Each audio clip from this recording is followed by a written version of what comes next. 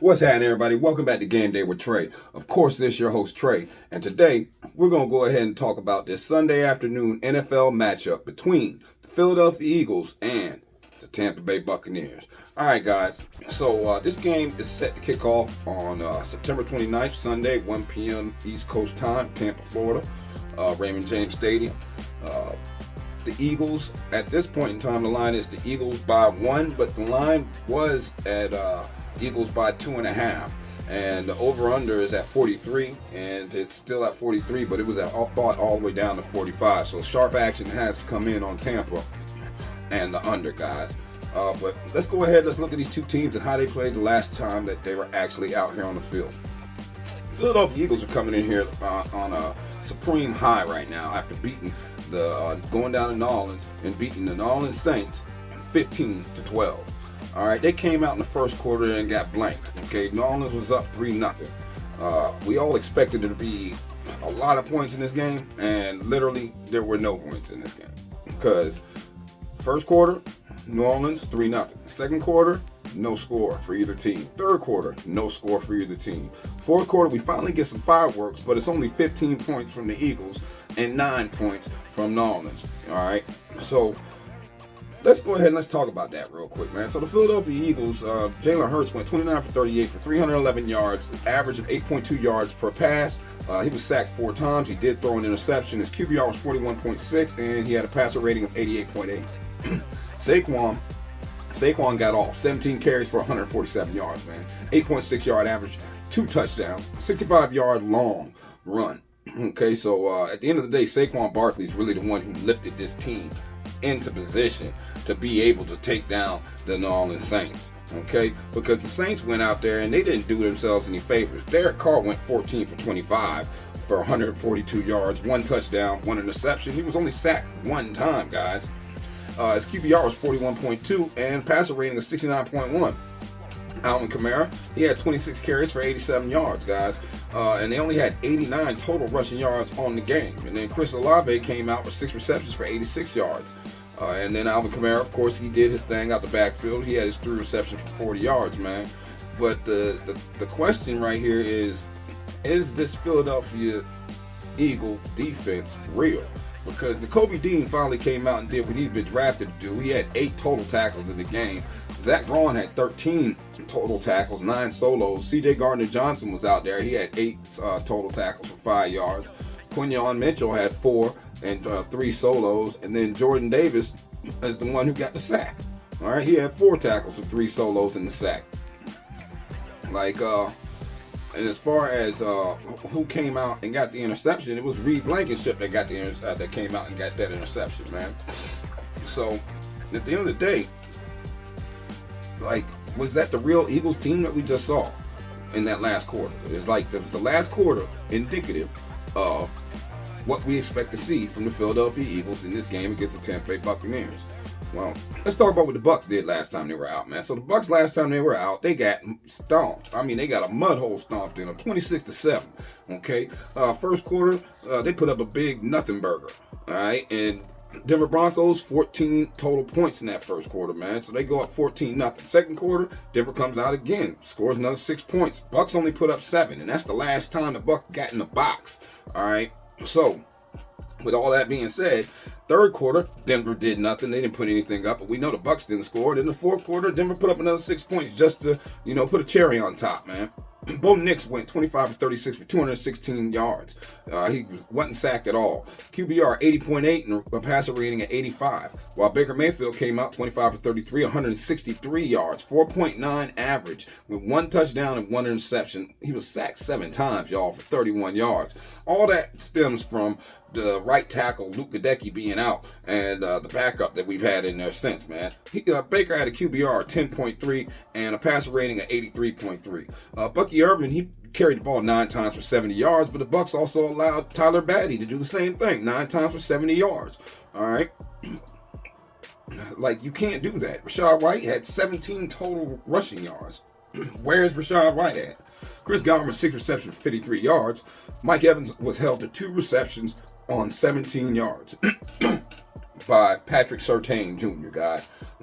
Need I say more? All right, Cortland Sutton, He had 7 receptions for 68 yards. But at the end of the day, man, it just came down to the fact that right tackle being out for the Tampa Bay Buccaneers and the fact that Vita Vea got hurt in that game.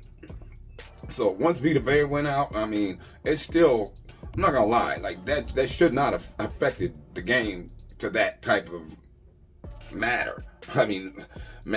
It makes no sense how, I don't know, man. I don't know, but let's finish looking at this, right? So when you're talking about these two teams, you're talking about how they're actually playing right now, all right, and who's actually going to be on the field. All right, the Philadelphia Eagles got a lot of teams that are a lot of players out there that are questionable. Dallas Goedert, he's questionable. He's nursing an undisclosed injury, and it remains to be seen if he'll be out there return to action on Sunday against the Bucs. Also, you got C.J. Gardner-Johnson. He's questionable, okay, with the foot injury. I expect to see him, though. Devontae Smith, he's questionable with the concussion. So is Lane Johnson. He's questionable with the concussion, man. Johnson exited the matchup with the concussion in the last game, and it's unclear if he'll be out there for the Bucs. Probably won't, all right? And then Smith exited the field with a concussion, and it remains to see if he'll be ready to return to action in time for the clash with the Buccaneers, man. A.J. Brown's still out with that hamstring. And, of course, Devin White is questionable, still managing an ankle injury. It's uncertain if he will get the matchup and suit him up against his old team. You know, I'm sure they would love to see him out there. Okay. And then for the Bucs, you got Kalijah Kancey. He's questionable, still dealing with that calf injury. Unknown if he'll be able to suit up against the Eagles. Kayvon Merriweather, he's also questionable. Merriweather was absent in the lineup during the last 2 games, and it remains to be seen if he will be able to play on Sunday against the Eagles. Tyreek Funderburk, he was held out of the previous 2 games due to a foot injury, and it's undetermined if he's going to be able to suit up. Vita Vea, like I said before, he left the previous matchup after suffering a grade 2 MCL sprain, and is yet to be established if he will play against the Eagles on Sunday. All right, Luke Gadecki, he's still questionable, battling with a concussion, and unclear if he'll be able to take the field against the Eagles. So both teams are coming in here limping. And of course, William Golston, he's dealing with that knee injury, and Cameron Johnson's battling the ankle injury, guys. So, like I said, there's a mass unit for both teams. It's early in the season, though. But still, nonetheless, you want to have your soldiers out there so you can fight. You got to have your dogs so you can run, man. Now, Philadelphia Eagles are averaging 23.3 points per game, whereas the Bucs are giving up 20.7 points per game. That puts both in the middle of the pack in the NFL, all right, as far as offense versus defense. But then when you look at the Tampa, when Tampa's on offense, Tampa's offense only averages 21.3 points per game, and Philly's giving up 21 points per game. So once again, both of the teams are middle of the pack right now, as far as on offense and on defense. Virtually playing to the level of the competition thus far this season. And then when you look at how they do on third down, so Philly on third down, they convert third down 39% of the time. That's 15th in the NFL. Whereas the Bucs, they allow you to convert 34.21% of the time, man. That's 14th in the NFL. Both teams are middle of the pack when you look at a lot of these numbers. On fourth down, Philly converts fourth down 57.14% of the time, whereas the Bucs allow teams to convert fourth downs on 66.67% of the time. Both middle of the pack again. That's 13th versus 21. Red zone. When Philly gets in the red zone, they only score 42.86% of the time, man. That's 24th in the NFL. Whereas the Bucs allow opposing offenses to score a touchdown 42.86% of the time, man. That's 14th in the NFL as far as defense is concerned. Now, when you look over at the Bucs on offense, third down conversion rate is at 41.18%. That's 11th best in the NFL, whereas Philly allows teams to convert third downs 33.33% of the time. That puts Philly at 13th in the NFL as far as defense is concerned. So once again, you're almost looking at an evened up matchup when you're talking about how these two teams are playing. Let's look red zone. Bucs score 55.5% of the time that they make it to the red zone, they score a touchdown. So that's 14th in the NFL. But Philly, man, Philly's only allowing you to score 30% of the time, score a touchdown. All right, when you reach the red zone. That's number 4. That's the 4th best defense in the red zone in the NFL. So it's almost like when the field shrinks, Philly starts to play better on defense. Riddle me that. Okay. Now, when you're looking at the stat splits and how these two teams have played in the last 3 games, which they've only played 3, or better yet, let's go ahead and look away home. So when you look away home, Philly is on the road. Right now they average 24.5 points per game and they give up 20.5. At home, the Bucs are scoring 22, but they're giving up 23, man. So that's advantage towards Philly as far as I'm concerned, what the numbers say anyway. All right, now let's go ahead and let's take a look at something else. Let's look at how these two teams' records have been throughout the season. So when you look situationally, okay, you got both teams coming in here at 2-1. Bucs coming in off of a loss, of course, like we previously spoke about. All right, when you're looking against the spread, both teams are 2-1 as well. All right, as an away team, Philly is 1-0 against the spread, and as a favorite, okay, they're 1-1. All right, but the Bucs, as a home underdog, they haven't even been in that situation yet. So, but as an underdog, period. All right, the Bucs are still 1-0 so far this season. So expect them to come out and fight, man. Like it ain't gonna be as easy as a lot of people think it's gonna be. But at the same time, it ain't gonna be as easy for the Bucs either, man. The Philly team is very dangerous. They got a lot of young dogs from that Georgia defense that they keep drafting over the last few years. So it's a lot going on out there, a lot of moving parts, and especially with Nick Sirianni making horrible in-game decisions. It could mean trouble for the Philadelphia Eagles. Now, when you're looking over/under is concerned, Philly is 1-2. All right, 1 to the over and 2 to the under. The Bucs are identical, 1 to the over, 2 to the under. In this situation, as a home team, the Bucs are 1 to the over and 1 to the under, whereas an away team, Philly's gone under 0-1. You know what I mean? So 1 to the under as far as that's concerned, as an away team, guys. So when you're talking about how these teams have played the last 10 times they've actually been out here on the field, Philadelphia Eagles are 3-7 straight up, 2-8 against the spread, and 4 to the over, 6 to the under. Now, in the last 5 games that they played on the road, they've only won 1, and that was last week. Okay, they were 0-4. They're 4-1 now, or 1-4 now on the road in their last 5 games that they've played. And so when you look at how they've played as far as against the spread in these last 5 games on the road, it's still 1-4, guys. Like, and then when you look over unders, it's been 1 under and it's been 1, 2, 3, 4, 1 to the over and 4 to the under in their last 5 games on the road. I'm sorry, no. That's my bad, guys. That is 5 straight unders on the road. All right. So, I mean, and I know I'm going back all the way to last season, but this defense hasn't been giving up a lot of points, or the offense hasn't been scoring a lot. But either way, when they're on the road, all right, the games have been going under. All right. Now, but when you look at these Tampa Bay Buccaneers, in this current situation, the last 10 times they've touched the field, Bucs are 7-3 straight up, 7-3 against the spread, and 4 to the over, 6 to the under in their last 10 games. All right, Bucs are coming in off of a loss, I don't want to pull your leg or tell you nothing like they're not doing. They are 3-2 in their last 5 games at home, guys. Going back to last season, they did just get drugged by Denver, which we don't need to get into that again. But you got to understand that it's not a good sign. Now, when these teams did play last year, the Bucs won 32-9 in the playoffs. So the game went under. The spread was 3, and of course the Bucs covered it.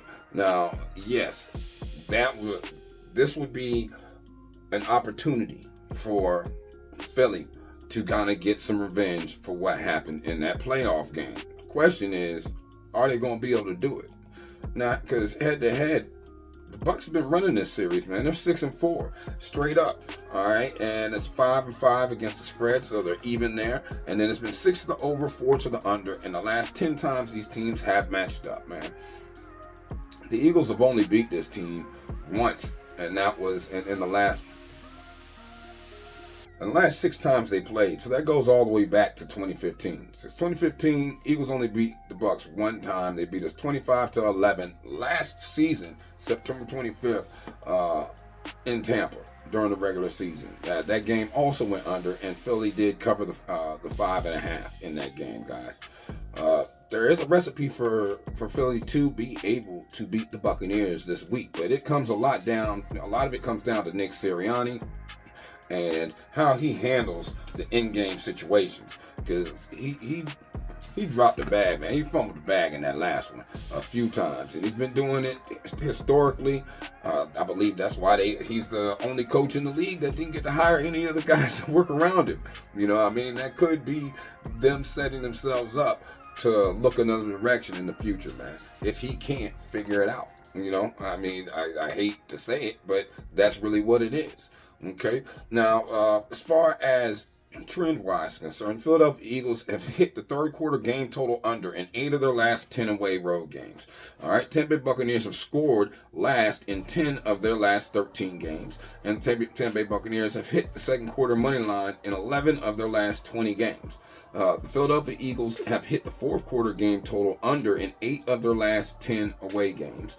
And the Philadelphia Eagles have hit the first half game total over in 14 of their last 22 games.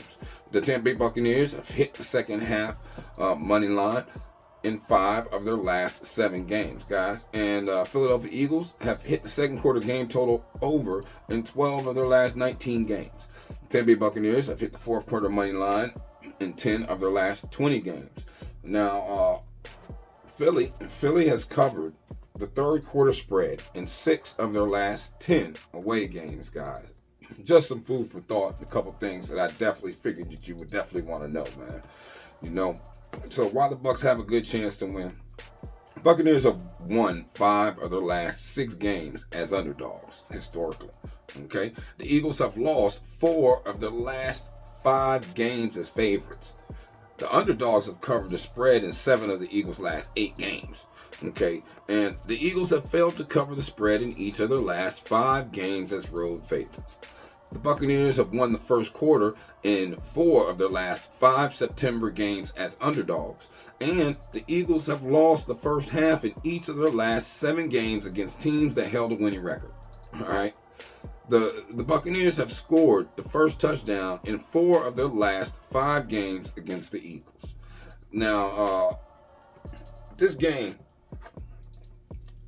going to come really down to coaching and situational, but the players are going to have to show up. If the Philadelphia Eagles want to win this game, they have to show up. I'm talking all 53. And the same for the Tampa Bay Buccaneers, man. This is right now, I mean, it's not make it or break it for either one of these teams, but it kind of is, because the Bucs got a little hard schedule coming up, and Philly doesn't have the easiest schedule coming up either, guys. Philly's next 3 games are scheduled against teams like Cleveland. Okay, we don't expect the Giants to be anything, but you know, it is a division game, and the Giants might really turn it around. I mean, we'll see what happens on Thursday night when they play Dallas. And then when you're talking about them playing Cincinnati's going to eventually wake up. Okay? And then when you're talking about the Bucs next 3 games, the Bucs got Atlanta, New Orleans, and Baltimore, man. So, of course, the Bucs got the harder schedule coming up, and they really can't afford to lose anything. So the Buccaneers are going to have to show up in this game and show out, or it could be a long season. Okay, Baker Mayfield has thrown 2 or more touchdowns in each of the Buccaneers' last 5 games as underdogs following a loss. Chris Godwin has recorded 77-plus receiving yards in each of the Buccaneers' last 4 Sunday regular season games as home underdogs. And Mike Evans has scored the last touchdown in each of the Buccaneers' last 3 regular season games as underdogs against NFC opponents. Now, talking about the Eagles, Jalen Hurts has thrown 2 or more touchdowns in 5 of the Eagles' last Sunday games as favorites. And Saquon Barkley has scored 2 or more touchdowns in 3 of his last 4 September appearances. All right, Jalen Hurts has scored at least 1 touchdown in 15 of the last 18 appearances following a win. And Saquon has scored the first touchdown in 3 of his last 4 appearances out there on the field, man. Right now, Saquon ranks first in the NFL in rushing yards. And one thing I forgot to tell y'all earlier about how these teams play on defense is how that Buccaneer team plays against the run. And they haven't been what the Buccaneers usually are, man. Like, really, right now, they're 26th and 25th in every important rushing statistic. You know, they give up 2 touchdowns rushing per game. They give up 137.7 yards. And the Eagles rush for 167.3 yards a game. That's number 3 in the NFL, guys. Like, it's not going to be a walk in the park for these teams, man. Not at all for the Tampa Bay Buccaneers and how they should be trying to win this game. What they do have on their side, though, is history, okay? And, I mean, are we sure that the Eagles are really who we think they are? Are we sure that defense is waking up, man? The Eagles finished last season with losses in 6 of their last 7 games, which ended with a playoff loss to these very Buccaneers. While winning 2 of their first 3 games, the Eagles could easily be winless on this season. All right, like, for real. They could have lost in Brazil, okay, and they could have lost this last game to the Saints. They didn't wake up until the 4th quarter. Hurts is hit or miss, and the defense, man, that's a train wreck. They woke up last week, okay? They woke up last week, but when are we going to see some consistency from them? All right, the Buccaneers are coming off an ugly loss in their own right, but they have shown more through the 3 games, and they've covered 10 of their last 14 games as underdogs, man. 7 of those covers were outright wins. So if I'm going to buy some points, like, I would lean the Bucs with some points. I love the under in this game. I think the under the 43 was definitely going to probably be good. You probably can get it lower than that. I like the kickers. I believe that Chase McLaughlin will have over 1.5 field goals in this game. There's definitely going to be opportunity for field goals in this game, man. And yeah, that's what I like right now, man. But I don't know. I'll put my plays in the pinned comments, man. Y'all have a blessed day. Stay safe, man. Enjoy the game, and I'm gonna see you at the window. Peace.